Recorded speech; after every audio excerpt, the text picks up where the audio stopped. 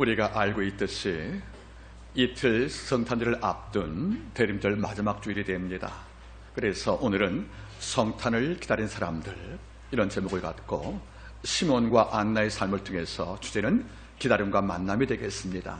기다린 두 분과 만나주었던 바로 예수님, 이런 주제를 갖고 주의 말씀을 함께 나누겠습니다. 말씀을 증언합니다.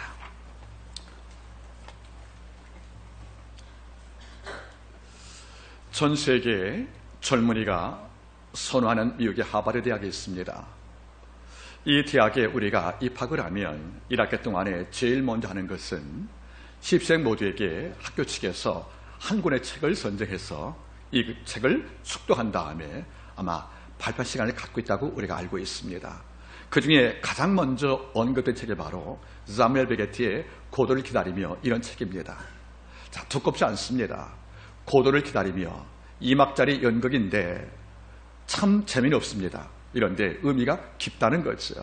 자, 사무엘 베게티라는 그 사람이 1952년 나이 47살 때에 발표한 희곡인데, 읽다 보면 이렇게 무미건조하고 재미없는 작품이 없어요. 이런데 나이가 들어가면 왜 고도를 기다리며 이 작품이 왜 명작인지를 알겠다는 것이 아니겠습니까? 내용을 간략히 말하지요. 간단합니다. 등장인물도 5명밖에 안 돼요. 연극 시간 여러분들 50분은 끝납니다. 그런데 이렇게 재미없는 작품이 왜 하버드 대학에서 신입생들이 가장 먼저 이 책의 숙독을 권유했을까? 사실 저도 젊을 때는 몰랐습니다. 이런데 나이 들고 나니까 이 작품에 흘러가는 이면을 볼 수가 있다는 거지요. 내용은 간단합니다. 1막에 벌어지면 무대 가운데 나무가 있어요. 나무가 작아요. 그리고 잎새가 별로 없어요. 그늘도 열매도 과일도 없는 이런 나무예요. 이 나무 아래에 두 남자가 앉아있는 거예요. 한 남자 이름은 블라디미르, 또 한 남자 이름은 에스라공이라는 사람이에요. 자, 블라디미르하고 에스라공 두 사람이 앉아서 그냥 가만히 있어요. 그래서 심심할 때 물어봐요. 우리 여기 왜 앉아있지? 그러면 한쪽에서 말하는 거죠. 우리가 고도를 기다리고 있다고. 고도가 누군지 모르겠어요. 막 등장하지 않으니까. 그렇지, 우리가 고도를 기다리고 있지 하고 또 있는 거예요. 이런데 안 와요. 저녁 때까지 농담하고 다투기도 하고 또 이런 말도 해요. 안 오는 거 보니까 목매 죽을까? 이런단 말이에요. 근데 이 나무가 목맬 때 견디겠어? 나무가 약한데 참 안 되겠지. 이런 말 나누는 이른바 벽치기 대화, 말도 안 되고 하고 있는 거예요. 이렇게 있다가 밤이 되니까 한 꼬마가 등장을 해요. 오늘 고도 못 온답니다. 이리로 가버리는 이게 일막 끝나는 겁니다. 그 다음에 등장하면 이 포즈라는 남자하고 럭키라는 종이 와서 또 까불다가 또 다투는 거예요. 고도가 언제 오느냐고. 그러면 에스타공과 블라디미르가 또 말하죠. 오늘 오겠지. 또 안 와요. 밤 되어서 하는 말이죠. 야, 우리 그만 집에 들어갈까? 이럴 때 또 말하는 거죠. 고도를 기다려야지. 이럴 때 올까? 아마 올 거야. 이런데 또 꼬마가 또 오는 거죠. 오늘 안 온답니다. 이게 끝이에요. 결국 고도가 안 온 거예요. 그러면 고도가 뭐냐? 이 고도는 그들 말로 이게 사람 이름인데 등장하지 않는 거죠. 그래서 많은 학자들이 물어보는 거고 학교에서 물어보는 거죠. 과연 그 두 사람이 기다리는 고도가 뭐냐는 거예요. 분명히 사람인데 고도가 뭐지? 물어볼 때 개인 생각을 말하는 거죠. 누구를 말하는 거죠? 혹시 예수 그리스도가 아니냐? 다시 오실 분. 즉 절망의 이 땅을 바라봤던 우리가 희망이 하나밖에 없는데, 고도란 말이 영어로 God 아닙니까? 앞을 시작할 때. 이게 God 아니겠습니까? 이러니까 영어에 God, 하나님이 등장한단 말이에요. 그래서 일부 비평가를 말하는 거죠. 아마 그 둘이, 사무엘 베게티가 원래 천국의 집안의 출신이니까 크리스찬이었거든요. 개신교. 이러니 어쩌면 희망이 없는 광야에 남 아래 있는 것이 인생이라는 거예요. 아무것도 즐거움들이겠죠. 그러니까 무대가 뭡니까?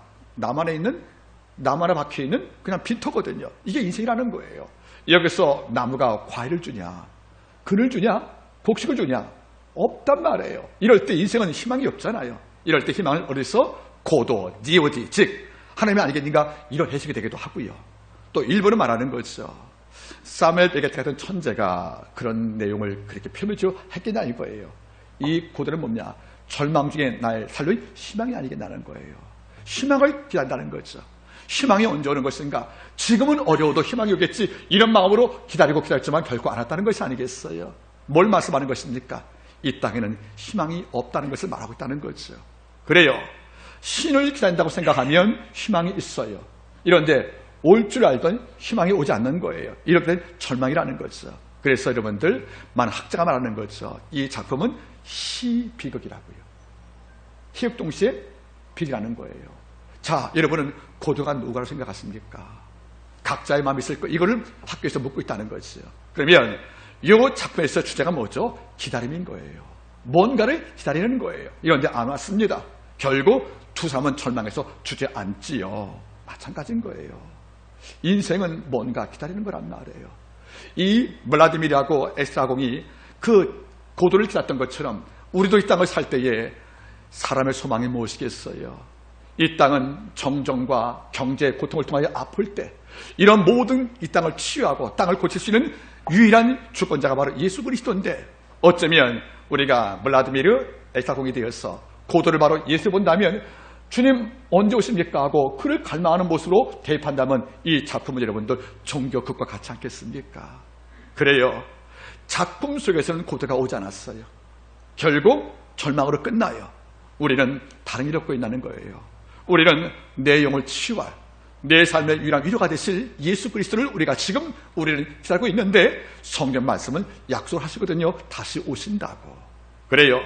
과거 기원전 1세기에도 바로 예수를 기다린 바로 블라디미르 에스라공 같은 인물이 있었다는 거지요. 그런 뭡니까 여러분들? 구약에 언급된 메시아를 기다리려고 시몬과 안나 두 남녀가, 한 사람은 성전에서 기도했고 한쪽은 여러분들 입구에 있다가 예수를 만나게 되었다는 거지요. 놀라운 것은 누가는 역사하거든요. 시몬과 안나의 PT를 다 기록할 때 공통적인 사건이 하나가 있어요. 둘 다 메시아를 기다렸다는 겁니다. 그리고 기다린 끝에 논의에서 예수를 만났고 마지막으로 감사했다는 것이 바로 시몬의 참여가 나오는 것이고 하나의 전도가 나오는 것이 아니겠습니까? 오늘 바로 이것입니다. 우리는 기다려야 합니다. 이미 예수 오셨지만 우리는 또 기다릴 것입니다.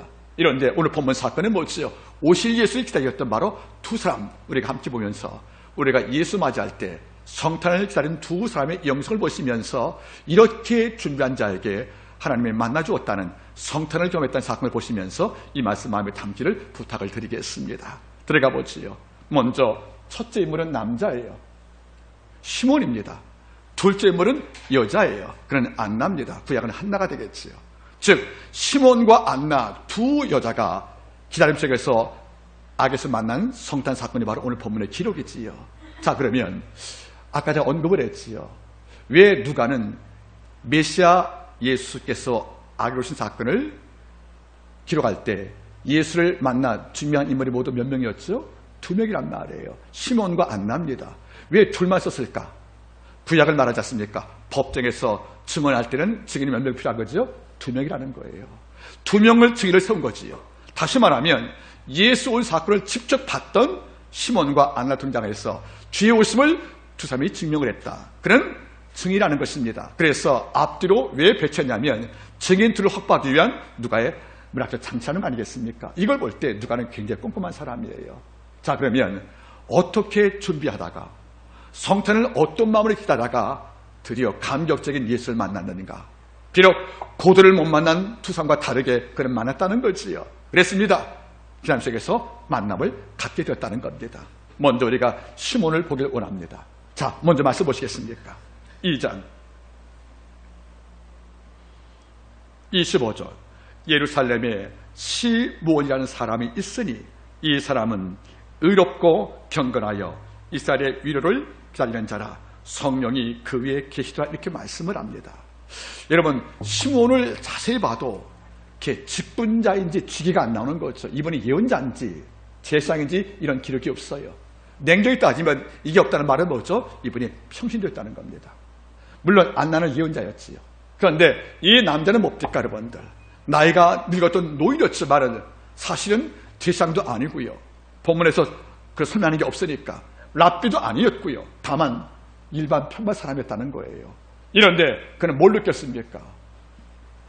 약속된 메시아가 온다고 믿은 거예요. 즉 내 생애 안에 성경 말씀하지 않습니까? 내가 죽기 전에 볼 것이라고요. 그 약속을 받은 이후에 내 죽음 전에 올 걸 믿었기 때문에 그 시몬은 뭡니까? 성전에 올라갈 때마다 밖을 바라보는 거예요. 분명히 메시아가 이 땅에 왔으면 성전을 방문할 텐데 언제 올까 하고 성전 입구에서 문을 바라보는 거예요. 하나님이여, 내 목숨 떠나기 전에 메시아를 본다가 약속을 주었는데 언제 오십니까 하고 끝까지 기다리면서 있다가 예수를 만난 거라는 것이 아니겠습니까?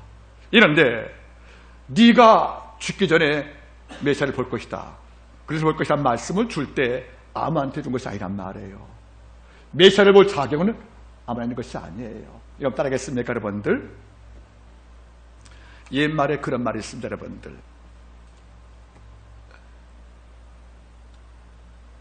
따라하겠습니까? 해은 불비 베풀되 낭비하지 말라는 거예요.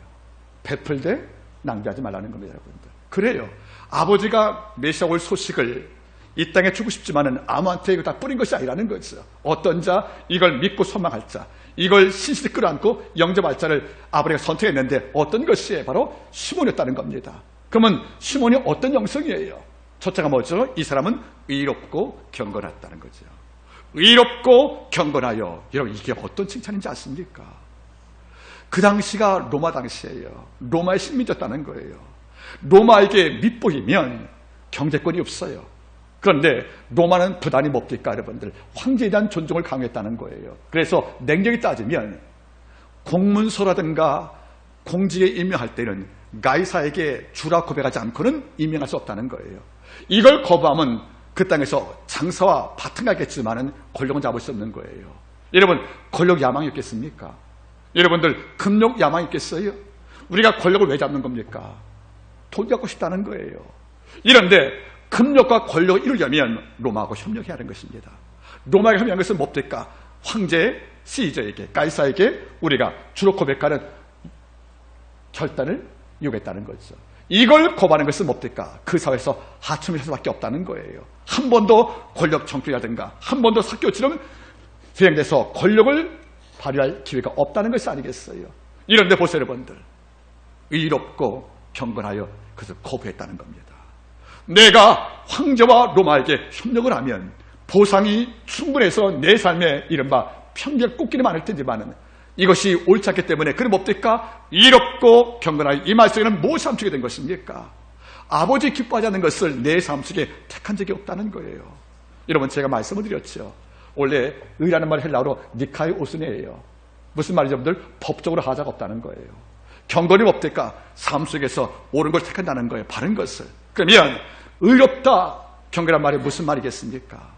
율법으로 비춰봐도 그는 어긋남이 없어요. 범법자가 아닌 거예요. 그리고 삶의 내용을 바라봐도 뭡니까? 항상 이익을 따라가는 것이 아니고 모든 자의 공적인 이익을 따라갔던 바로 경건이 있다는 것이 아니겠어요? 이것을 지키려면 로마의 모든 요구사항을 인정할 수 없고 거부할 수밖에 없다는 거죠. 어쩌면 시몬은 분명히 제가 추측합니다. 부자가 아니었을 겁니다. 그런 삶을 일평생 살아왔다면 로마가 주는 혜택을 받을 리 없잖아요. 그러면 세끼 양식은 먹어도 충분한 양식이 없다는 것이 아니겠습니까? 이런데 성경 말씀하는 겁니다. 그래도 의롭고 경건했던 바로 그 시몬을 예수께서 메시아를 만날 인물로 택했다는 거 아니겠습니까? 여러분 어때요? 이 땅에서 제일 경건 생활이 쉬운 것이 바로 교회 안입니다. 교회 안에는 경공원세가 너무도 쉬운 거예요. 교회 밖을 나가보세요. 모두가 나하고 다른 방법으로 살잖아요. 그들은 질주, 경쟁, 지배, 빼앗고 이간질들 이걸로 살거든요. 여기에 보조를 맞지 못하면 우리는 뒤에 처진단 말이에요. 양심을 지키고 우리가 진리를 수호하고 살아갈 경우에 이 땅에서 온갖 편법을 동원해서 앞서가는 이런 종과 경쟁할 때 우리가 승리할 수 있겠습니까? 승리할 수 없다는 겁니다. 이런데 그래도 의롭고 경건했을 경우에 하나님은 그를 주목했다는 겁니다. 이런 자에게 메시아 예수 만날 자격을 예수께서 임기해 줬다는 거지요. 여러분들, 우리의 인물의 됨됨이가 어떤 것입니까? 의롭고 경건하여. 창세기 6장을 바라보세요. 노아가 방주를 예비하잖아요. 그 당시 방주를 짓는 것은 배를 짓는 거지요. 목수와 연장을 잘 다룰 기술자가 얼마나 많겠습니까? 그죠, 여러분들? 이런데 방주 건조가 목수, 즉 남을 다루는 목사든가 배를 건조하는 기술자에게 맡기지 않은 것입니다. 오직 누구한테? 노아에게. 왜 그래요? 노아는 어땠습니까? 그가 당대 완전한 자라 하나님과 통일했다는 것이 아니겠습니까? 죄악 많은 세상에서 뭡니까? 좌로우로 치지 않고 죽게 나갈 경우에 기술자가 아닌 하나님을 의롭고 격오식에서 영접하는 노아에게 방주를 맡길 수밖에 없다는 거 아니겠습니까? 지금도 원리가 같다는 거예요. 하나님은 아무한테 은혜를 베풀지 않습니다. 그자가 바른 은혜 간직을 하고 이걸 복되게 여기고 이걸 준행할 경우에 그 은혜가 훼손이 안 될 경우에 이런 자에게 아버지가 귀한 것들을 아버지가 맡기지 않겠습니까? 의롭고 경외했다는 거 아니겠습니까? 전 여러분이 그래요. 어디 가서 여러분들 큰 부자 아닌 거 물론 불편합니다. 없다는 것이 가난하다는 것이 굉장히 불편스러운 건 맞아요. 어떤 경우는 여러분 수모로 당합니다. 그런데 한편 부를 얻고 인덕 이런 사람들, 돈을 붙잡고 모든 자에게 비웃음을 타는 인물이 있다면 부는 있고 귀가 없는 거 아니겠습니까? 이런 자보다 슬픈 자가 어디 있겠냐는 거예요. 여러분 어려워도 의롭고 경건하여 이것이 우리 삶의 척도가 되기를 바라는 겁니다. 두 번째가 뭐죠 여러분들? 저가 이스라엘의 위로를 기다렸다는 말 나오는 거예요. 기다리는 말이 나오죠. 한번 따라하겠습니까? 이스라엘의 위로를 기다리는 자라. 여러분 위로가 뭘까요? 위로는 뭐죠? 누구한테 필요한 것이 위로입니까? 위로가 누구한테 필요한 거예요? 슬픈 자, 아픈 자, 어려운 자, 절망에 빠진 자들. 이런 자에게 위로가 필요한 거지요. 그러면 이스라엘이라는 말이 뭐죠? 지금 이스라엘이 뭐 했다는 겁니까? 슬프다는 거예요. 지금 이스라엘이 뭡니까 여러분들? 절망에 빠져 있다는 거예요. 지금 이스라엘이 병자가 되어서 누가 도움이 필요하다는 것이 아니겠습니까? 그래요. 시몬 당시에 이스라엘은 위로가 필요한 거예요. 왜? 세 가지 이유입니다. 먼저 뭡니까? 경제적 이유라는 거예요. 로마는 용병을 샀습니다. 그래서 심히 통치할 때 그의 소용되는 월급을 주기 위해서 자체의 세금을 걷었거든요. 다시 말하면 무슨 말인지 아십니까? 군대를 유지하고 파견된 식민지의 군대에게 월급을 주기 위해서 황제가 주는 것이 아니에요. 그 용병이 통치하는 식민지에서 세금을 걷는 것이거든요. 그러면 군사가 맞으면 세금이 엄청나게 날 수밖에 없다는 거예요. 이런 까닭에서 내 땅을 지간 로마인이 군주했으면, 로마 군주했으면 그에게 바칠 세금은 엄청난 것이 아니겠어요. 구약의 기록을 바라보니까 그 당시에 이런 기록이 남아있더라고요. 이스라엘 백성들이 가을에 100개 곡식을 거두면 로마 황제 앞으로 25개가 가고 헤롯 황제한테 20개가 가고 나머지 여러분들 45개, 55개에서 죽게 될 것이 15가 되고 나머지 여러분이 30을 살았다는 거예요. 여러분 100개 얻고도 30밖에 얻지 못한 거예요. 이러니까 절대 빈곤인 것이 아니겠습니까? 이러니까 못 살겠다, 힘들다 이런 말이 이 땅에서 한탄된 것이 아니겠습니까? 이런 땅에 지금 뭐가 필요합니까? 위로가 필요했다는 거예요. 그 중심에 지금 시몬이 앉아있다는 겁니다. 두 번째가 정치적인 위로가 필요했습니다. 로마인이 그 땅을 지배했어요. 그리고 냉정히 따지면 유대인 모든 풍습을 인정하지 않는 거예요. 제사하는 것도 놀란 게 뭔지 아십니까? 얼마나 로마인이 총독 권세가 심했으면 제사장들이 예복을 입혔습니까?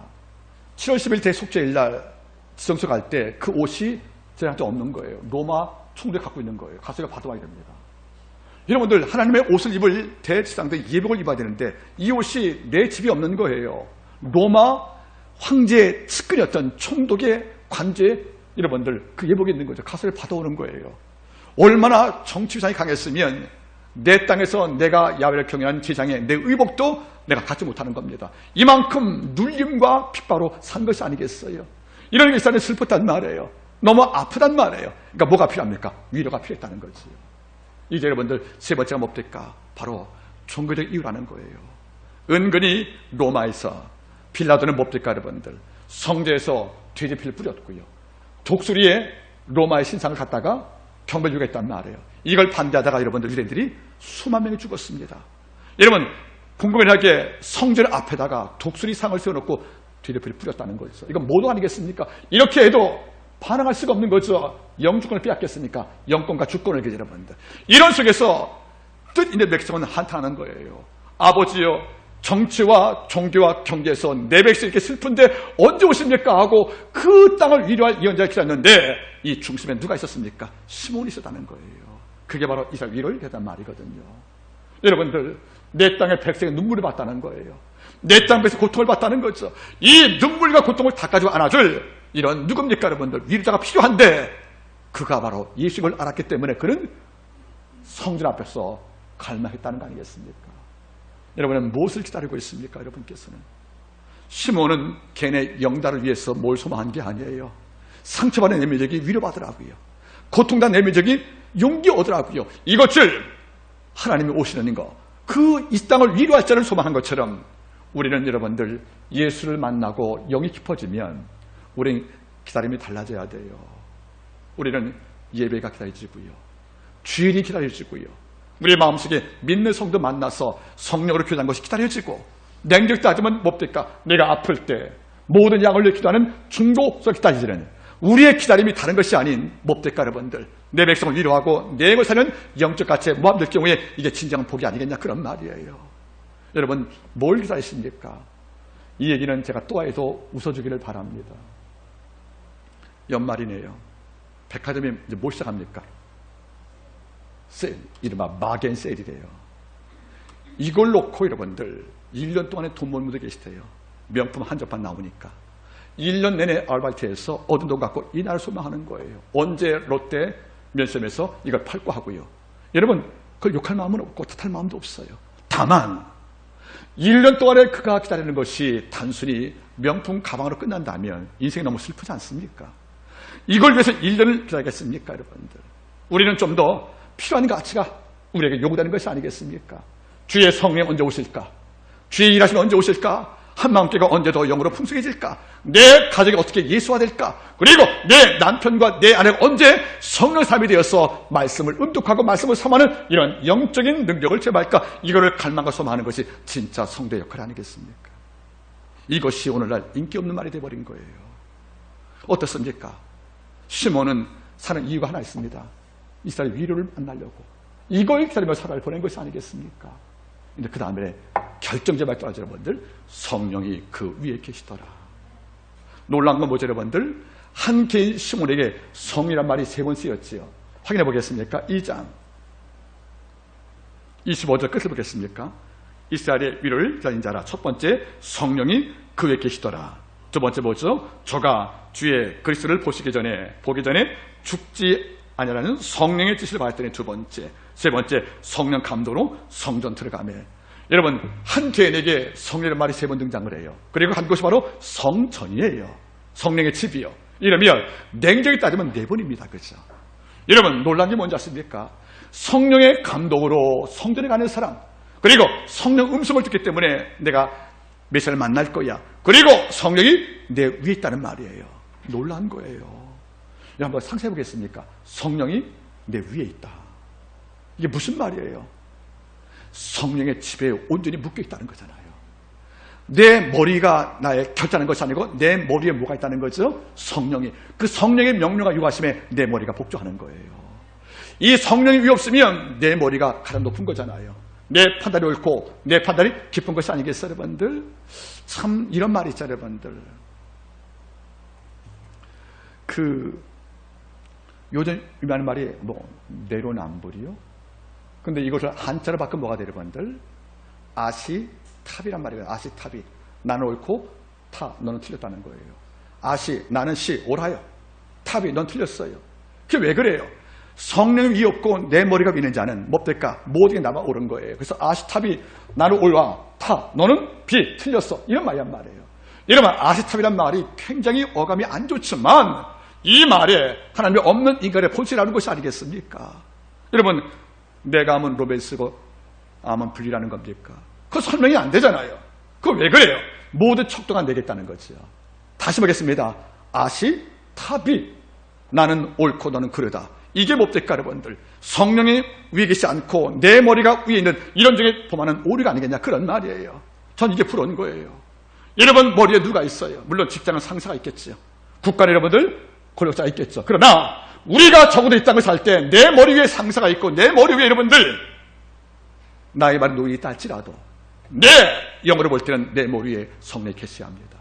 그 성령의 말하심과 일하심에 우리가 복종을 할 때 우리 삶에 오류가 감소가 될 것이고 우리 삶의 부족은 공부되지 않겠습니까? 채워짐으로. 전 지금도 그렇습니다. 누굴 만날 때 대해보잖아요. 그러면 그의 언어와 그의 눈매와 그의 생각과 그의 결정을 이끄는 힘이 머리 위에 누가 있느냐? 머리 위에 경험 있는 사람들, 머리 위에 상식 있는 사람들 넘어서 머리 위에 성령이 계시더라. 이런 적은 세상이 감당할 수가 없다, 그런 말이에요. 여러분, 제가 지난주 새벽 예배 때에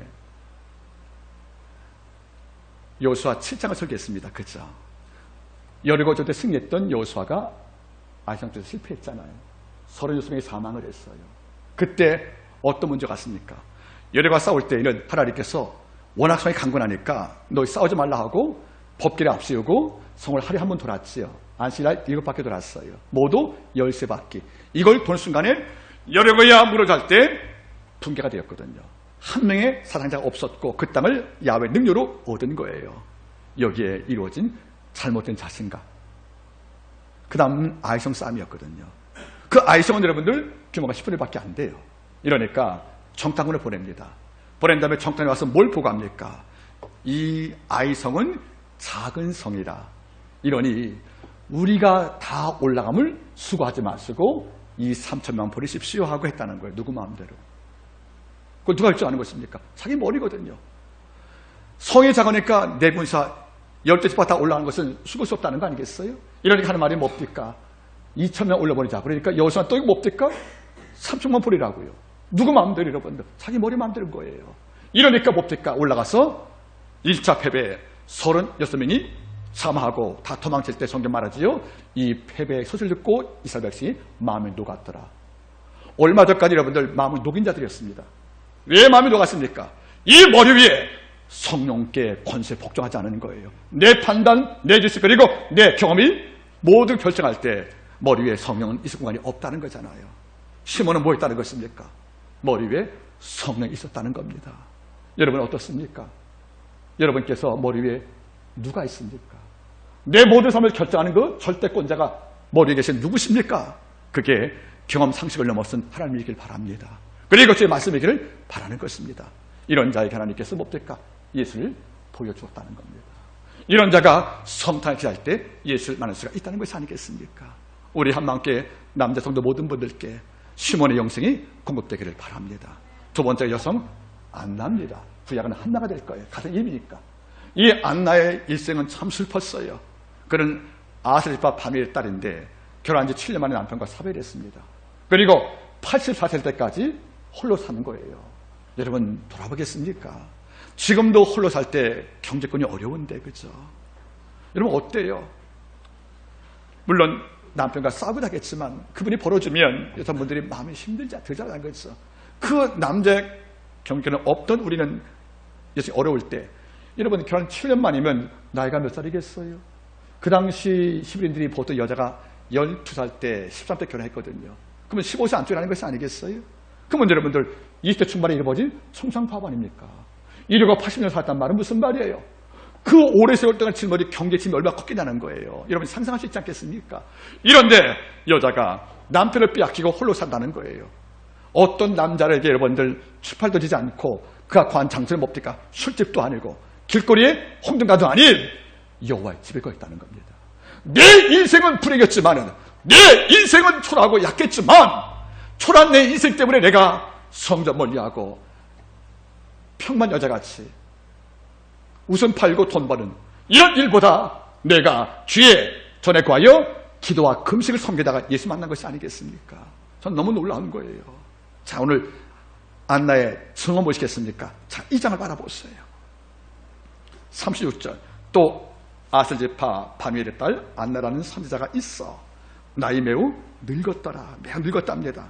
그가 출가한 후 7해 동안에 남편과 함께 살다가 과부된 지 84년이라 이 사람이 성전을 떠나지 아니하고 주의 금식하며 기도함으로 섬겼다 숨겨 말하는 거잖아요. 따라하겠습니까? 성전을 떠나지 아니하고. 그러면 여러분은 오해할지 몰라요. 그러면 집에 한 번도 안 갔단 말이냐? 그런 표현이 아닐 거예요. 성전과의 영적 관계를 한 번도 느슨하게 논 적이 없다는 거예요. 내가 어떤 일로 성전을 나갔다 할지라도 내 마음은 이미 성전에 가 있는 거예요. 이게 성전 신앙인 거예요. 여러분 잊지 마세요. 이 여인이 결혼 7년 만에 홀로가 되었어요. 그리고 84년간 여러분들 홀로 인생을 살아왔다는 거예요. 그 고통 우리가 읽을 수 있잖아요. 이런데 이 정도의 고통 같으면 우리 내 인생을 학대하고 함부로 삽니다. 여러분 제가 과거에 설명 안 했습니까?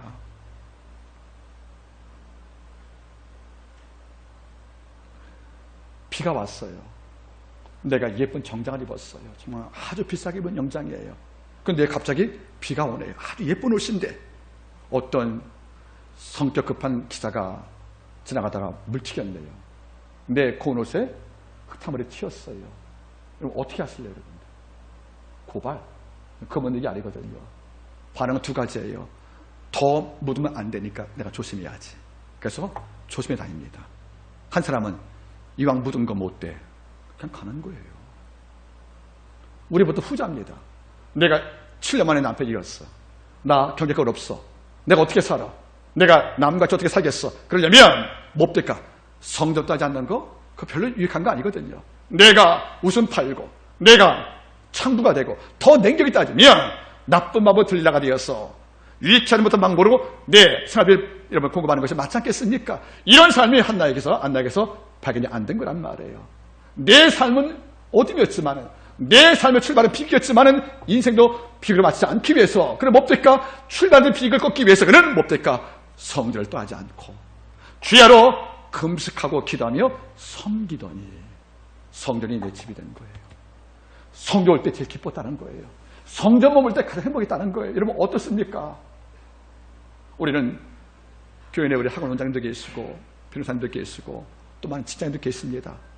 직장 버리고 교회에서 있어 말하는 게 아니잖아요. 그래서 내가 어떤 소수의 거대간에 내 마음속에 시온의 대로는 뭡니까? 성전에 있다는 거죠. 예수 뭡니까? 성전을 떠나지 아니하고 주야로 금식하며 기도하고 주를 섬기더니 이런 자에게 하나님은 예수를 만나볼 자격이 있다고 인정하신 거란 말이에요. 베풀되 낭비하지 않는 하나님이십니다. 전 이걸 느끼는 거예요. 물론 안나는 여기서 뭐죠, 여러분들? 매우 늙었더라. 아마 100세 가까이 됐던 것만 같아요. 하는 말이 뭐죠? 그는 유일하게 제일 첫 번째 선자 호칭을 봐요. 선자 호칭을 그죠. 여러분 여자 선지자가 여러분들 구약에서 뭐 별로 없어요. 2-3명 정도.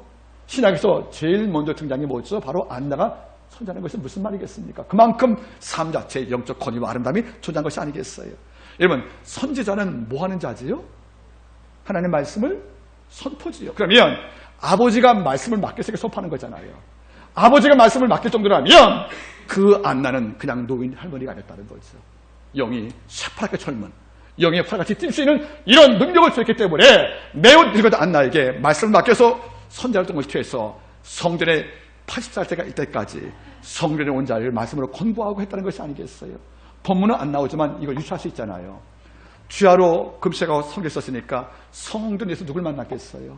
그렇죠. 가난한 자들, 아픈 자들, 병자들, 낙심한 자들 이런 자를 선지하니까 말씀으로 취했다는 거잖아요. 이런 인생을 살았다는 것이 아니겠습니까? 따라하세요. 안나는 비극으로 출발한 인생을 비극으로 맞지 않기 위해서 하나님을 선택했다. 이게 중요한 문제란 말이에요. 이런 자에게 아버지는 당신 아들을 만날 수 있는 대륜절의 영광과 성탄 감격을 줄 수밖에 없다는 것이 아니겠습니까? 오늘 우리가 두 인물 바라봤어요. 시몬과 안나예요. 굳이 나누면 남자와 여자예요. 굳이 나누면 여러분들 평민과 예언자입니다. 굳이 나누면 불행한 여인과 행복한 남자였어요. 그렇지만 뭡니까? 둘의 중심에 공통점이 뭐죠, 여러분들? 한 사람은 이스라엘 위를 기다렸던 성령의 사람이었고요. 이 안나는 성전을 내리삼아서 일평생 거기서 안식을 취하고 백성을 치유했던 하나님의 종이었다는 걸 우리가 알 수밖에 없다는 거 아니겠습니까? 말씀을 제가 맺기를 원합니다. 성탄절 12월 25일 날 물론 날짜에 대한 강론이 많이 있죠. 1월 16일 말하는 사람도 있고 많이 있겠지만 중요한 문제가 아니에요. 그가 오신 게 중요한 거죠, 여러분들. 성탄절은 누구한테 다 오는 겁니다. 달력을 피면 내일 모레 25일은 다 온다는 거죠. 그러나 성탄절 날짜만 맞는 것이 아니라 성탄절 오신 예수를 만나야 됩니다. 그게 뭡니까? 내 마음에 준비된 자입니다. 시몬의 영성과 안나의 영성이라는 것입니다. 이걸 준비해서 내일 모레 이루어질 성탄절 날 예수를 만나기 위해서 축복합니다. 기도하겠습니다.